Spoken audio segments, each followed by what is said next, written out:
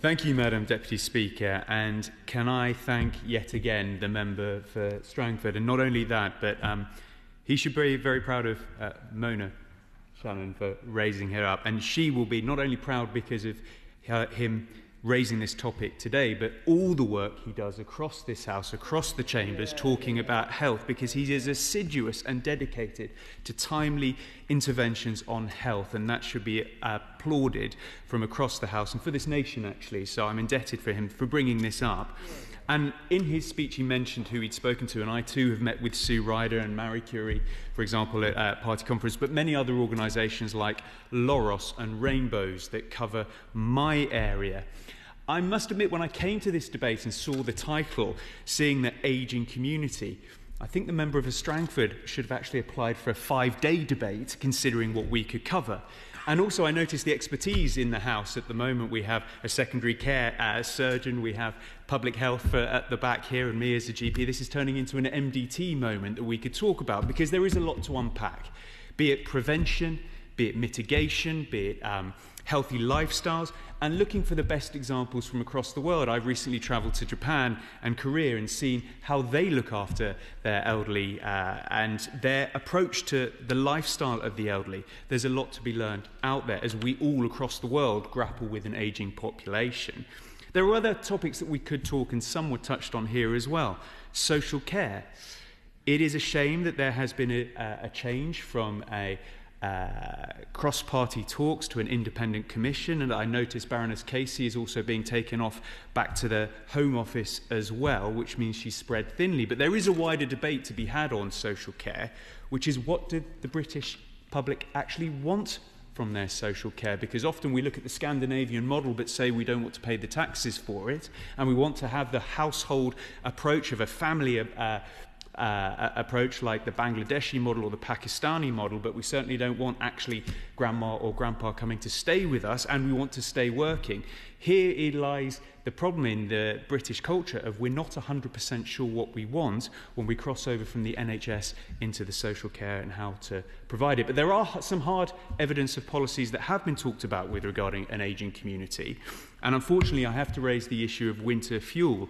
The government's own analysis when it took away those winter fuel payments, it knew it would put 50,000 people into absolute poverty and 100,000 people into relative poverty, despite all the warnings. Now, contrast that with this side of the House and our recent announcement on stamp duty, for example. We can see that Jackson Stops estimate that in the first year alone, up to 500,000 people above the age of 55 would consider downsizing because of that.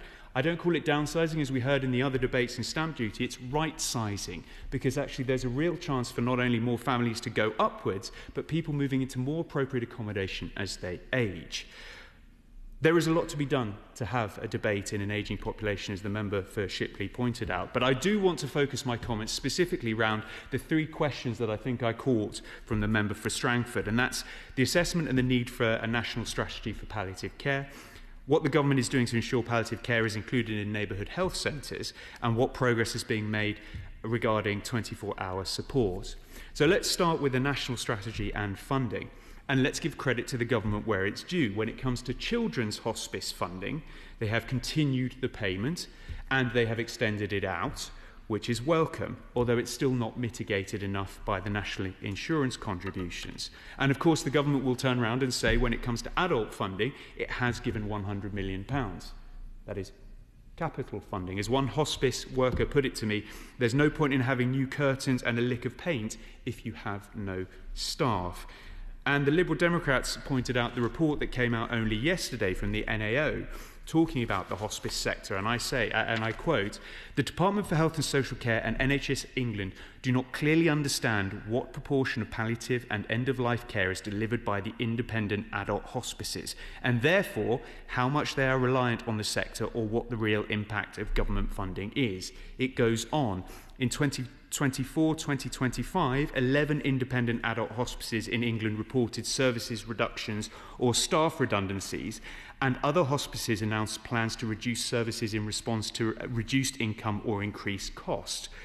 Cuts appear to be across all types of services offered by hospices.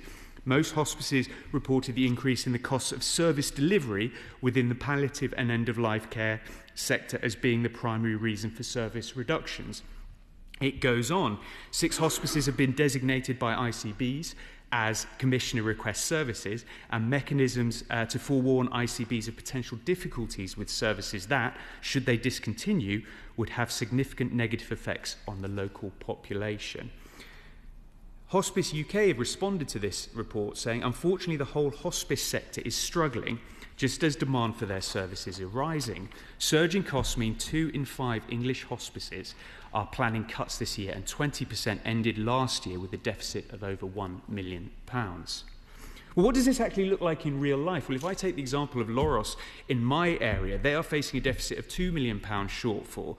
They've already had to reduce their inpatient capacity down from 31 to 20 beds. They're reducing their day therapy, they're cutting their physiotherapy, their occupational therapy, their social work, their chaplaincy and complementary therapies, and closing the volunteer home visiting service. But it's not just my region, Madam Deputy Speaker. A cursory Hansard look will see that the Kirkwoods in Kirklees has 19 redundancies. Ashgate Hospice in Derbyshire has 52 jobs at risk, with beds cut from 21 to 15. St Catherine's Hospice in West Sussex is looking at 40 job cuts, with half of the new rooms being mothballed. Western Hospice Care has been highlighted both here today by the member for Weston-super-Mare, but by others from the member for Bridgewater, with increased national insurance bill of £139,000. The Arthur Rank Hospice in Cambridgeshire is losing £829,000, which is forcing the closure of 9 beds, 40% of its capacity. And Marie Curie has pointed out that the national insurance contribution cost is £2.9 million. And all through this, we still have never heard whether or not the health team knowingly meant this was going to happen and chose to push it through, or was it simply an oversight when it came to challenging the Treasury? Ever since the budget, we've never heard that answer. And at the time of the budget, the CEO of the Marie Curie, Matthew Reed, said, the Health Secretary himself has acknowledged that palliative and end-of-life care is not good enough. So we are shocked by the lack of measures in the budget to fix it. Palliative care needs are projected to rise by 25% over the next 25 years, around 147,000 more people each year, yet this government lacks a strategy to tackle the magnitude of this challenge. So at this point, I'd like to ask the government, have they done an assessment of how much the NICS has impacted the hospice sector? For example, Together for Short Lives, as has been mentioned, estimate that the average hospice is looking at a bill of about £133,000. Now, I actually raised a lot of these questions in a debate we had in January, and the minister, who is the hospice minister, kindly responded to me, because it's not just the financial side, it's the structural aspect that we're looking at too. And he writes, I quote, "As you're aware, the integrated care boards are responsible for commissioning of palliative end-of-life care services to meet the needs of their local populations. To support ICBs in this duty, NHS England has published statutory guidance and service specifications. In addition, NICE has published quality standards and guidance to support commissioning to carry out this duty. While NICE guidance is not legally binding, they act as a regulatory benchmark to best practice in palliative and end-of-life care." It then goes on to say, whilst the majority of palliative and end-of-life care is provided by NHS staff and services, we recognise the vital part the voluntary sector organisations, including hospices, also play in providing support to people at the end of life and their loved ones. So there is a grey area where the hospices are covered, and that fits with the NAO report. I will do. For giving way, as he rightly says, ICBs are under a legal duty to commission palliative care services.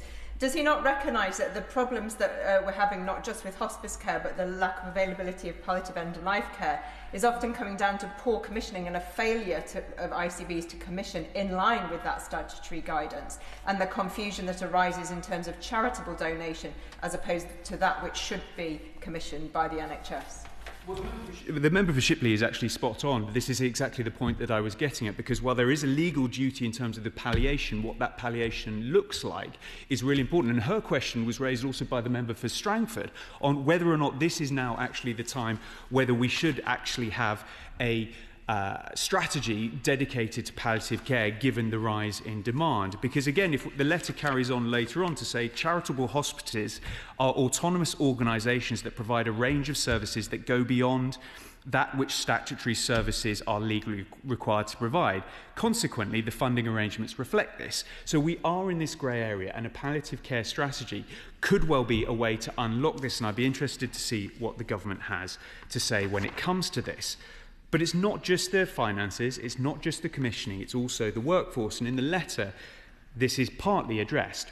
As set out above, we have committed to develop a 10-year plan to deliver an NHS fit for the future. This summer, we will publish a refreshed NHS long-term workforce plan to deliver the transformed health service we will build over the next decade so that patients can be treated on time again. Well, by my calculations, I think we're coming up to Halloween and possibly even bonfire night, and we still haven't seen a workforce plan. So my question to the government is, when are we likely to see that?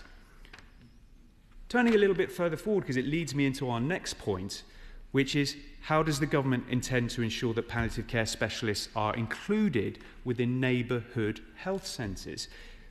It's very laudable, and I think there's agreement all the way from across the political spectrum about what the 10-year plan has, but the one thing it's missing, Madam Deputy Chair, is a delivery chapter. How are you going to do it? The shift is correct, but we don't know how we're going to get there. So I'd be grateful if the Minister would address that. And also another point, because in it explicitly talks about public-private partnerships. Now, there's a concern from both sides of the House that are we going to be seeing PFI Mark II? If those of you need your memory jogging, this was the investments that brought in £13 billion to build hospitals and services, but at the cost of £80 billion for taxpayers, and there's a concern here. But why does this all matter? In my last few moments, I'd like to pull it round to the final question that was posed by the member for Strangford, and this is around the access to 24-hour support. I'm going to quickly read out a couple of comments from one of my constituents, whose husband Matt sadly passed away from a brain tumour. She highlights this issue. During the day, the support was outstanding because I could call the community nurses and the palliative nurses, and they would always call me straight back. They would visit Matt daily to administer the medications needed in his syringe drivers. They were kind, caring, so supportive to us and our family. The night times were different and frightening. Often during the night, when I was trying to get support, he could see how scared and stressed I was, which made him more scared, often telling me he was okay, just so that I wouldn't worry. Every night, I used to think, what might happen tonight? Will Matt have another seizure? Will he be in so much more pain? Will they call me back if I need support, and how long will it take to get help to arrive? Now, Marie Curie point out that only 7 out of 42 ICBs in England have a single point of access. And I raised this with the Minister in a letter in August, and he did kindly respond in September, where he points out that integrated care boards must commission on this basis. There is nice guidance on end-of-life care for adults, QS 13, nice guidance on end-of-life for adults, service delivery, NG 142, talking about the fact that there should be some form of 24-hour care. But at no point did the letter address the issue that was raised about a phone line from that basis. When I asked the department in the letter about data, I quote, regarding data about palliative care helplines, such as average waiting response times, the department does not collect or hold this information. I wonder if that's something the Minister would look at to consider whether they should. Now, in that, the letter went on to say, we recognise that more could be done to support palliative and end-of-life care sector. I have tasked officials with the department and at NHS England to look at how improving access, quality and sustainability of all-age palliative and end-of-life care to ensure that their proposals are in line with the 10-year plan. I'd be grateful if the Minister could pass on a message to the Minister responsible whether or not there is indeed an update and what that update would look like. Because at the end of the day, that's what we're concerned about, not necessarily inputs, much more about outputs. In concluding, Madam Deputy Chair, we know death is certain for us all, only our willingness to face it seems optional, and this is very much a British mentality, and I do believe we need to change that when it comes to talking about death and our mortality. We need to be speaking more openly, more candidly about what an ageing population looks like, for that is the fact, that is what we are. And that is why the member of Strangford who has brought this debate forward. And he reminds us today that we chase the days ahead, never quite noticing how swiftly they turn into years behind us. Which leads me to reflect that we as politicians and society, well, we build a world to live longer, yet we all too easily forget to ask, how do we want to grow old?